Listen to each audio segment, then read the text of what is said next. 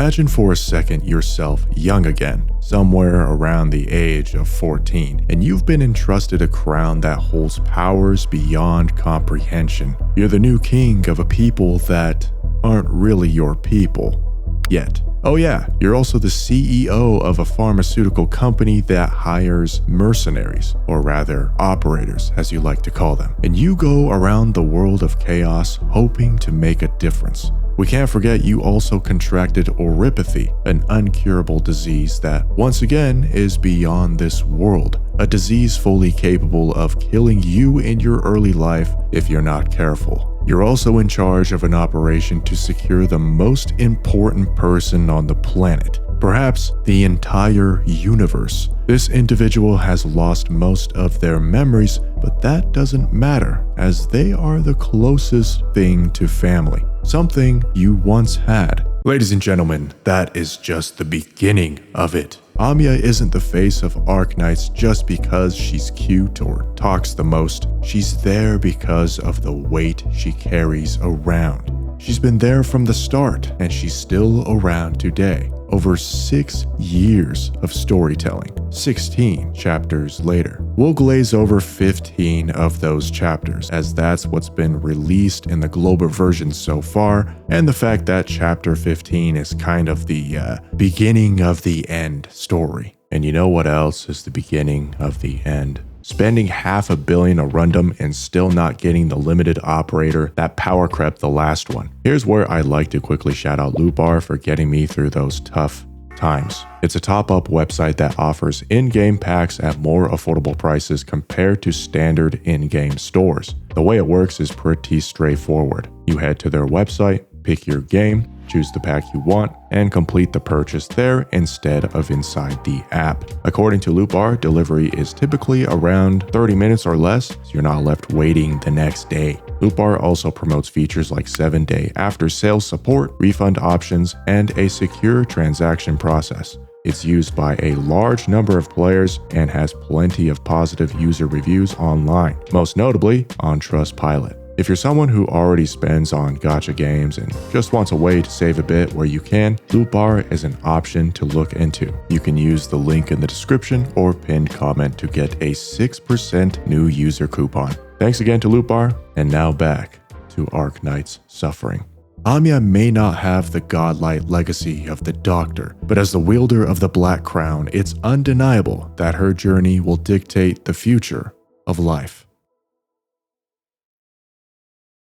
Amiya was born in Rimbiliton, a country known for its mining capabilities of originium due to the gigantic Targangel's prime vein, if that's how you say it. Targangel's. Who cares? And heavy Cautus population, a race based on rabbits and hares. In the year of 1090, bandits attacked an unarmed convoy and killed the escorts, leaving only a small girl alive. That girl was Amiya, and the convoy's escorts were her parents. Presumably due to the convoy holding originium, the attack resulted in Amiya contracting oropathy, but thankfully someone was nearby to rescue her from the burning wreckage. That someone was you, the Doctor, and would later become her guardian, as Rimbiliton was known for throwing infected orphans out to die. You, having some spare room in your heart to care for this child, could not let this happen. So, you pick your ass up and carry her back to get treatment. This was during the Doctor's pilgrimage across Terra, so for quite a while, Amiya would travel with the Doctor and see the world outside of Rimbiliton. She would watch and learn from him about the land and people, stories about his past, stories about the cosmos. She becomes fascinated by the Doc's work, and the two eventually form a bond that carries forward for years to come. Like I said, the Doctor is essentially a god, so anyone who knows what he's capable of would treat him with utmost importance. But at this point, Amiya doesn't know this, yet he's the most important person in her life. After the pilgrimage, Amiya and the Doctor return to Babel, where they meet the other two most important people to Amiya, Teresa and Cautus. There really isn't too much explicitly said about Amiya's interaction with Cautus, but Teresa pretty much becomes her foster mother. Amiya gets raised by her two guardians. They protect her, educate her, and most importantly, love her amidst the sorrow of losing her parents. Teresa is a special individual. She is the current king of Sarkas, the rightful owner of the Black Crown. Her vision of the future is, let's say, a little different from the Doctor's and her twin brother. The Sarkas are a people of suffering, desperate to do anything to crawl out of their horrible fate, even betrayal. Teresa foresees a bloody resistance to Babel and her rule, and thus reluctantly makes a decision that would forever change the fate of one Cautus Girl and the fate of an entire planet. We've covered the Babel incident in the Doctor's video, so without reiterating too much, basically Amiya is chosen by Teresa and the crown itself as the successor to the king of Sarkas.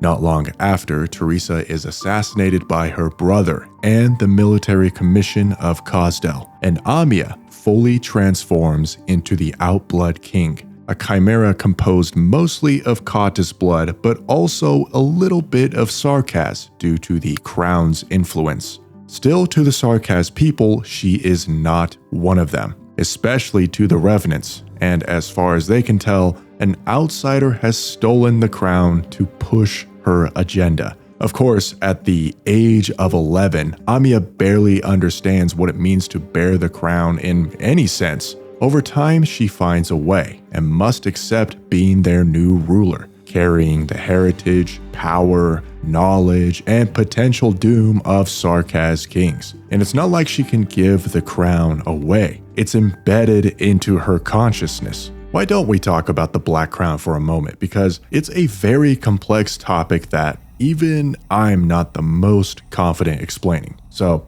here goes. The Black Crown, also known as Civilite Eterna, is no ordinary symbol of royalty. It's actually an ancient relic created long ago by the predecessors, Doctor's people, that was originally a tool to record history. And we're talking alien quantum technology, an instrument capable of recording trillions and trillions of terabytes of data. Obviously, the concept of a terabyte doesn't exist in Arknights, but you get what I mean. The appearance of the Black Crown itself was actually not intended by the predecessors. And because for whatever reason they like to create things that essentially become autonomous AI, the new look was equivalent to a bad omen, meaning the original function became a sub-function. If that flew over your head, that's fine. Same here. I'm basically saying this thing is insane. It has the power to play God, and if Amiya isn't careful when she accesses its potential, it could kill her,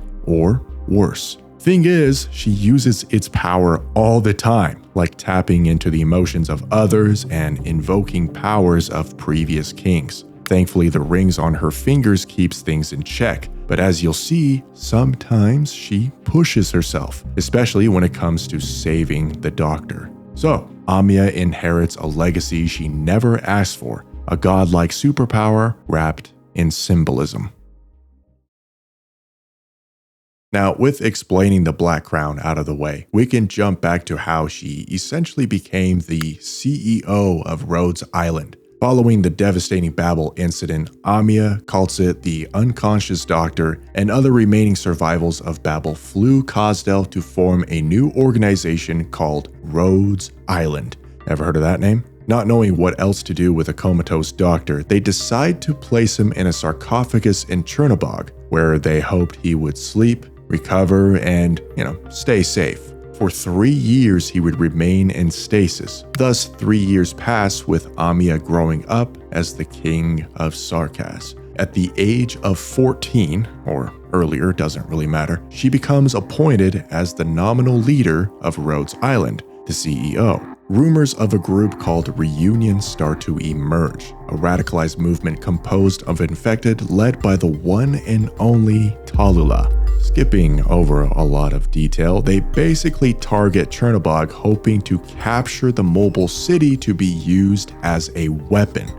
Literally, Rhodes Island being nearby start to panic as not only Reunion is planning some crazy shit, but a catastrophe is marching its way directly towards the Doctor's resting place. Catastrophes are Originian megastorms, let's say. Not good. Not good at all. So, Amiya leads a team of Rhodes Islanders to infiltrate the now reunion-infested Chernobog. And this is fundamentally where the game's story begins. After the successful rescue operation of the dock, the trio of Rhodes Island is completed. With the inhuman commandeering capabilities of the dock, the operation to save the city from the conflict begins. It is the Chernobog crisis where Amiya's resolve is tested. Nearly 2/3 of the city's population perish. Devastating losses from all sides are numbered, but Amiya presses on.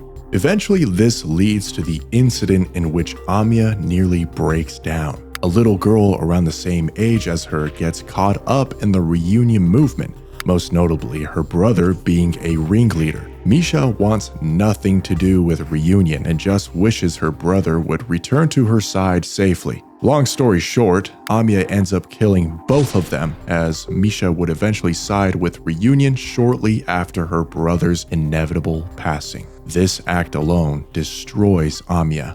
Misha was just an infected little girl with similar ideals to Amiya, but because of the radicalization of Reunion's movement, she would end up dead just like all the others. Amiya understandably asks herself if any of this matters. She feels completely powerless despite having the king's powers and the doctor at her side. Questions constantly linger in her mind. Was there a better way? Does death have to be the end-all of conflicts?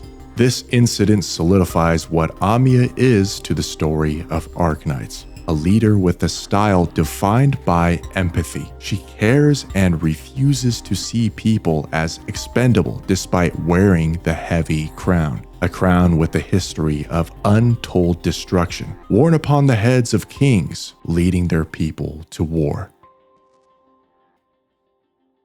Amiya's lineage and black crown tie her directly to Sarkaz's eschatology, to the legend of the Lord of Fiends, a prophesied figure said to herald the end of the world. During the Chernobog incident, Amiya and company come face to face with Reunion's legendary ringleader, Patriot, aka Boldrakasti, the last pureblood Wendigo left on Terra. Rhodes Island attempts to reason with the towering Wendigo, but it goes nowhere, which is understandable considering we had just killed his adopted daughter, something even the community still feels awful about to this day. And so a clash of ideals begins. Through the Black Crown, Amiya peers into the long centuries of Patriot's life. The family he lost, his son's death in the Great Rebellion, and the choices that slowly stripped away his humanity and honor. The Wendigo stands tall, but the battle takes its toll. In his final moments, Amiya feels pity and weaves visions of his lost family to comfort him.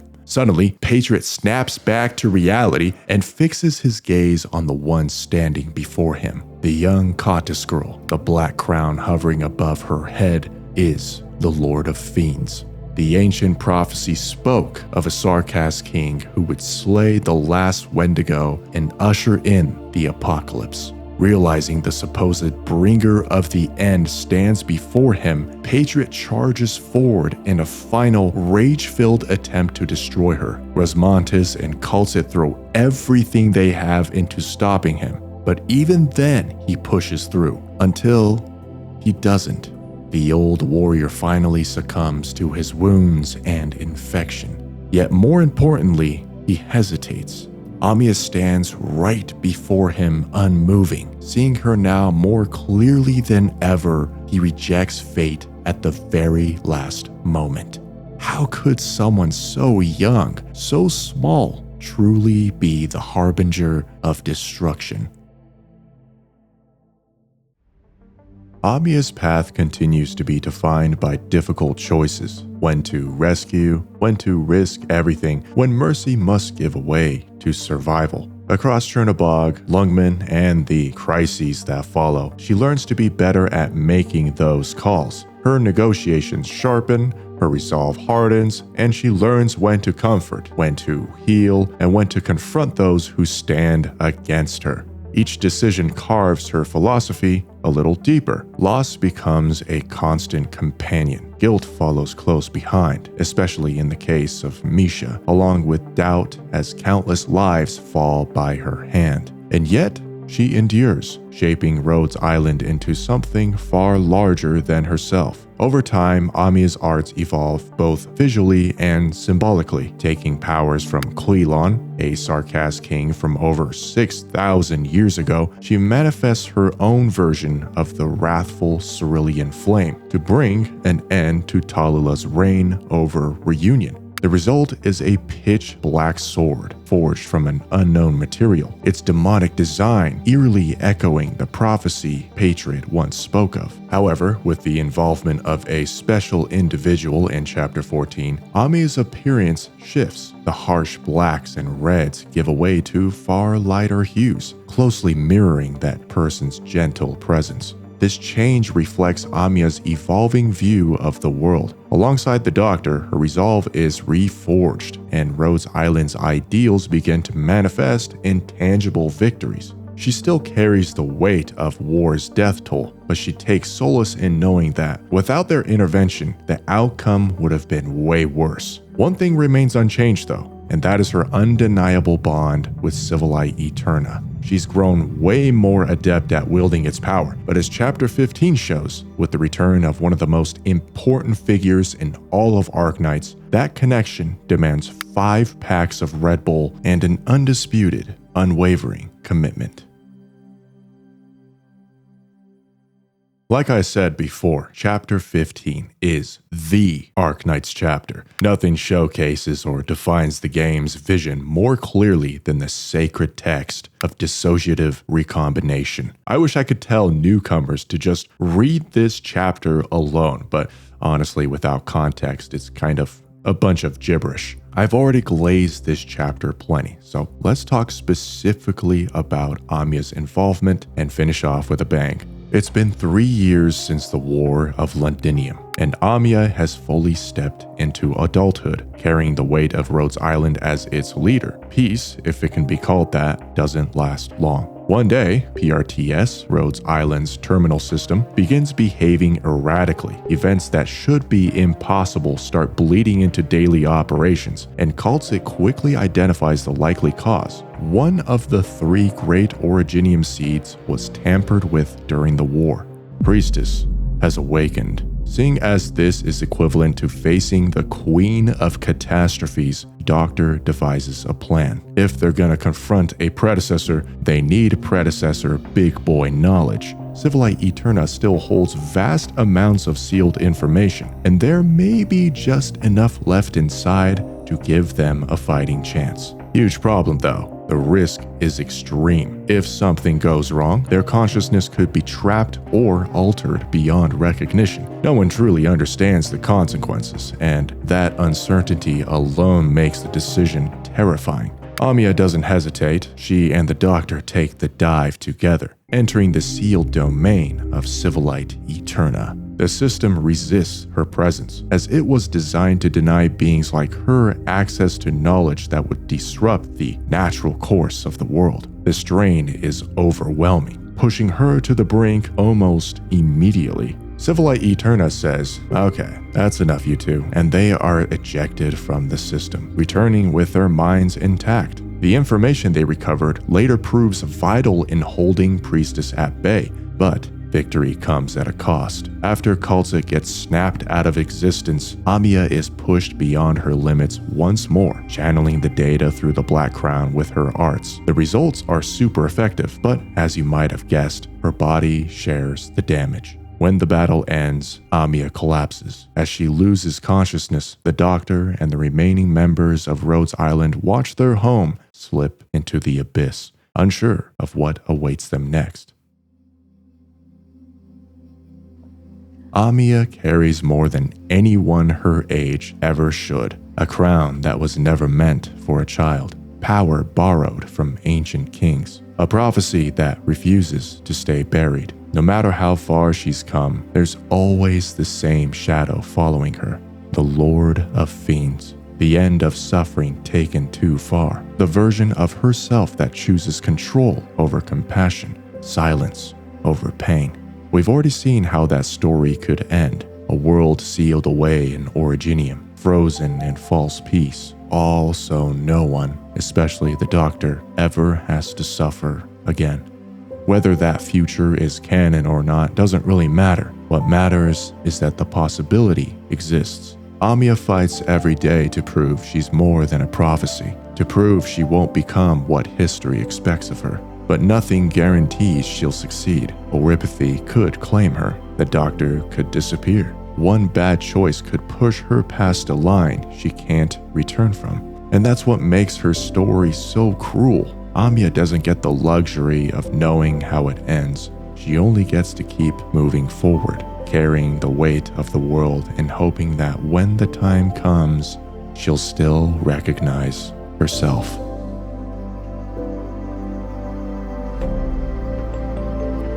Hey, hope you guys are enjoying Enfield. I sure as hell am, although I wish I had more time to play the damn game. I think we can safely accept the fact that Amiya did succeed in her mission, along with the Doctor. Once again, big shout out to Lupar, go check him out. Links are in the comments or the description.